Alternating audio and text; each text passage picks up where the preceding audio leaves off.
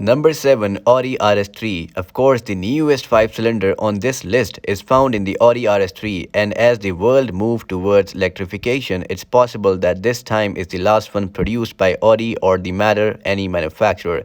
In 2020, the 8Y A3 was released, and later that year, the S3 with a 4-cylinder turbocharger. Audi didn't release the RS3 until 2021 with a 400 PS, 294 kilowatt, and 500 Nm, 369 lb-ft torque rating, an increase of 20 Nm, 15 lb-ft with a fighting order of 12453. It has one of the greatest exhaust noises of any car that is now for sale.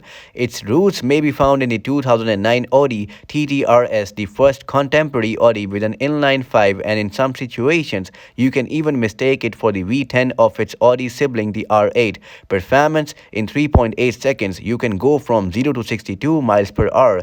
Not bad for a hatchback with 5 seats. The A3 line's boiling, bubbling bowl of oatmeal is the 401 HP RS3. The base 201 HP A3 and even the 306 HP S3 are simply lukewarm porridge in comparison.